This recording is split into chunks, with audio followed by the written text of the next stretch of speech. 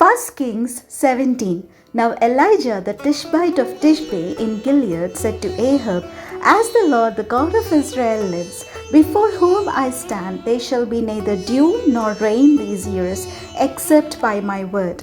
The word of the Lord came to him, saying, Go from here and turn eastward, and hide yourself by the Wadi Kerith, which is east of the Jordan. You shall drink from the wadi, and I have commanded the ravens to feed you there. So he went and did according to the word of the Lord. He went and lived by the Wadi Cherith, which is east of the Jordan. The ravens brought him bread and meat in the morning, and bread and meat in the evening, and he drank from the wadi. But after a while the wadi dried up, because there was no rain in the land. Then the word of the Lord came to him, saying, Go now to Zarephath, which belongs to Sidon, and live there, for I have commanded a widow there to feed you. So he set out and went to Zarephath. When he came to the gate of the town, a widow was there gathering sticks. He called to her and said, Bring me a little water in a vessel, so that I may drink. As she was going to bring it, he called to her and said, Bring me a morsel of bread in your hand. But she said, As the Lord your God lives, I have nothing baked, only a handful of meal in a jar and a little oil in a jug. I am now gathering a couple of sticks, so that I may go home and prepare it for myself and my son, that we may eat it and die. Elijah said to her, Do not be afraid.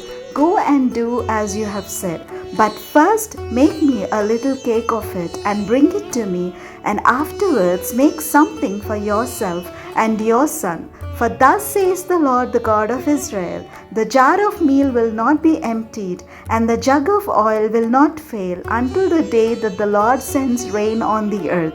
She went and did as Elijah said, so that she as well as he and her household ate for many days. The jar of meal was not emptied, neither did the jug of oil fail, according to the word of the Lord that he spoke by Elijah.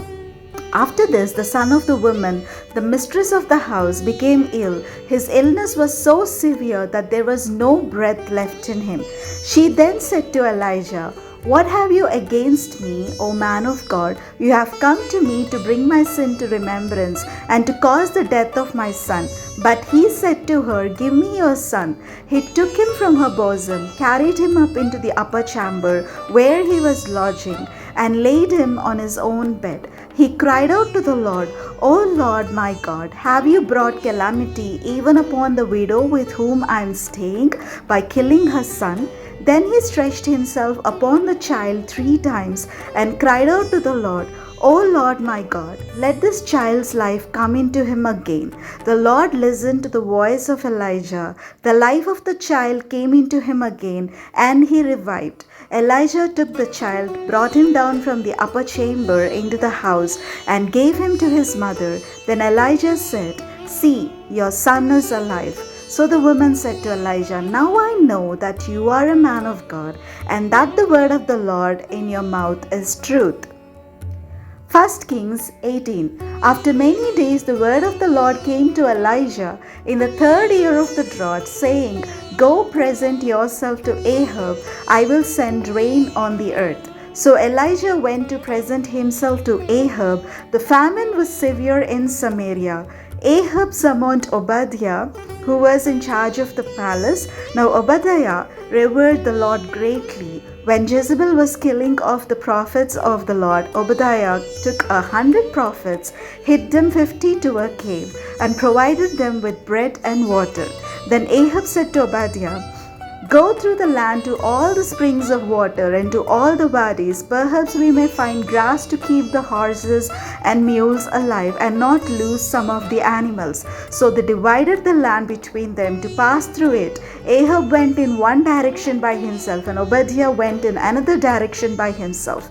As Obadiah was on the way, Elijah met him. Obadiah recognized him, fell on his face, and said, Is it you, my lord Elijah? He answered him, It is I. Go tell your lord that Elijah is here. And he said, How have I sinned that you would hand your servant over to Ahab to kill me? As the Lord your God lives, there is no nation or kingdom to which my Lord has not sent to seek you. And when they would say, He is not here, he would require an oath of the kingdom or nation that they had not found you. But now you say, Go tell your Lord that Elijah is here. As soon as I have gone from you, the Spirit of the Lord will carry you, I know not where. So when I come and tell Ahab, and he cannot find you, he will kill me. Although I, your servant, have revered the Lord from my youth, has it not been told, my Lord, what I did when Jezebel killed the prophets of the Lord? How I hid 100 of the Lord's prophets, 50 to a cave, and provided them with bread and water? Yet now you say, Go tell your Lord that Elijah is here. He will surely kill me. Elijah said, As the Lord of hosts lives, before whom I stand, I will surely show myself to him today. So Obadiah went to meet Ahab and told him, and Ahab went to meet Elijah. When Ahab saw Elijah, Ahab said to him, Is it you, you troubler of Israel? He answered, I have not troubled Israel, but you have, and your father's house, because you have forsaken the commandments of the Lord and followed the Baals. Now therefore have all Israel assemble for me at Mount Carmel with the 450 prophets of Baal and the 400 prophets of Asherah who eat at Jezebel's table. So Ahab sent to all the Israelites and assembled the prophets at Mount Carmel. Elijah then came near to all the people and said, How long will you go limping with two different opinions? If the Lord is God, follow him. But if Baal, then follow him. The people did not answer him a word.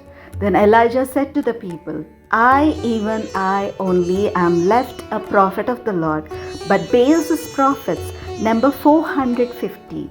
Let 2 bulls be given to us. Let them choose 1 bull for themselves, cut it in pieces, and lay it on the wood, but put no fire to it. I will prepare the other bull and lay it on the wood, and put no fire to it. Then you call on the name of your God, and I will call on the name of the Lord. The God who answers by fire is indeed God.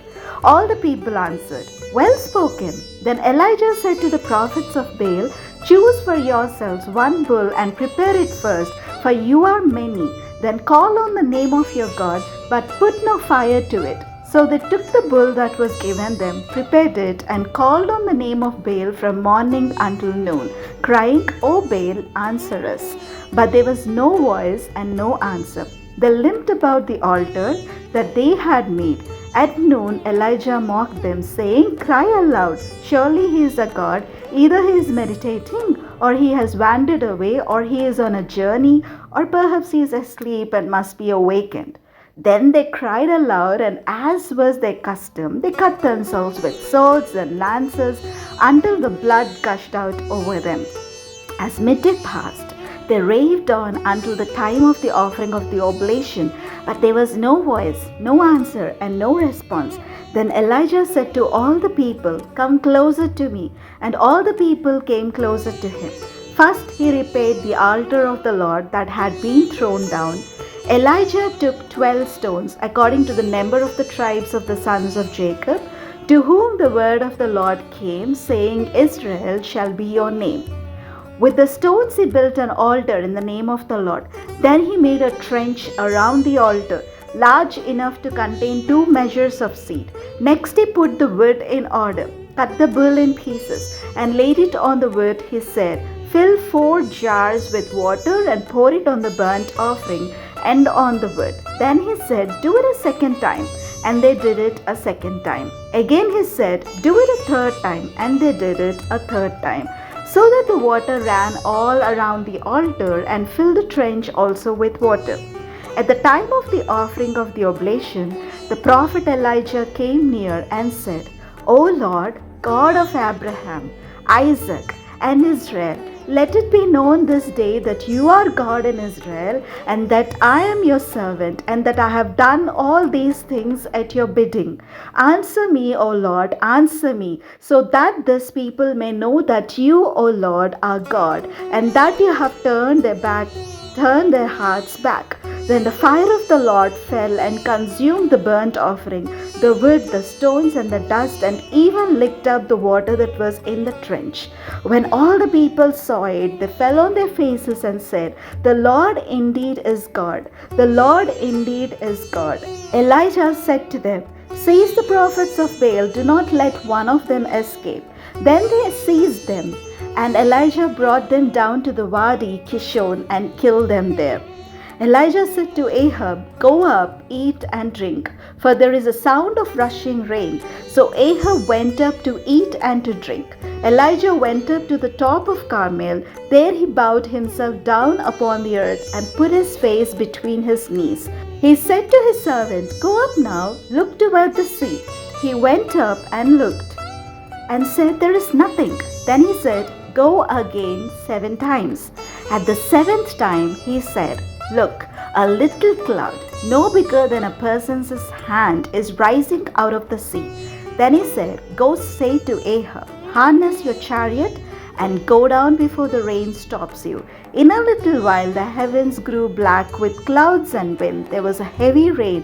Ahab rode off and went to Jezreel. But the hand of the Lord was on Elijah. He girded up his loins and ran in front of Ahab to the entrance of Jezreel. 1 Kings 19.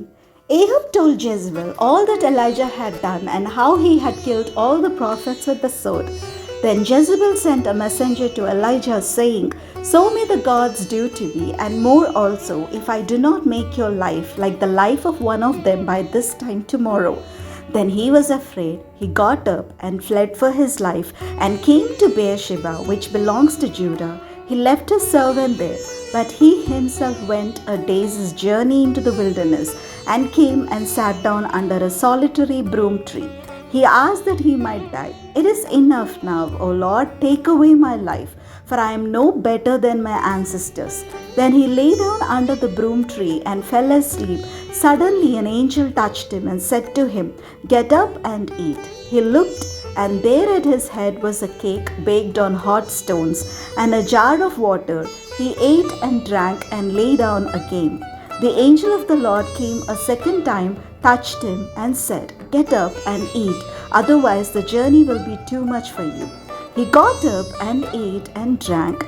Then he went in the strength of that food 40 days and 40 nights to Horeb, the mount of God. At that place he came to a cave and spent the night there. Then the word of the Lord came to him, saying, "What are you doing here, Elijah?" He answered, "I have been very zealous for the Lord, the God of hosts, for the Israelites have forsaken your covenant, thrown down your altars, and killed your prophets with the sword. I alone am left, and they are seeking my life to take it away." He said, "Go out and stand on the mountain before the Lord, for the Lord is about to pass by." Now there was a great wind, so strong that it was splitting mountains and breaking rocks in pieces before the Lord, but the Lord was not in the wind.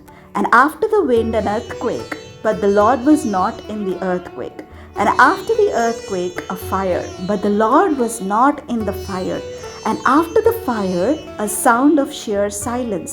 When Elijah heard it, he wrapped his face in his mantle and went out and stood at the entrance of the cave. Then there came a voice to him that said, "What are you doing here, Elijah?" He answered, "I have been very zealous for the Lord, the God of hosts, for the Israelites have forsaken your covenant, thrown down your altars, and killed your prophets with the sword. I alone am left, and they are seeking my life to take it away." Then the Lord said to him, "Go return on your way to the wilderness of Damascus. When you arrive, you shall anoint Hazazel as king over Aram. Also you shall anoint Jehu son of Nimshi as king over Israel, and you shall anoint Elisha son of Shaphat of Abel Meholah as prophet in your place.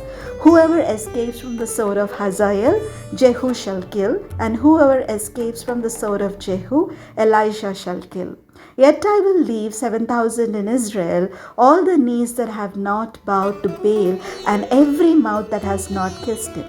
So he set out from there and found Elisha son of Shaphat, who was plowing. There were 12 yoke of oxen ahead of him, and he was with the 12. Elijah passed by him and threw his mantle over him.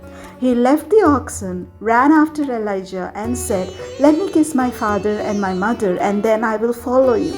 Then Elijah said to him, "Go back again, for what have I done to you?" He returned from following him, took the yoke of oxen, and slaughtered them. Using the equipment from the oxen, he boiled their flesh and gave it to the people, and they ate. Then he set out and followed Elijah and became his servant.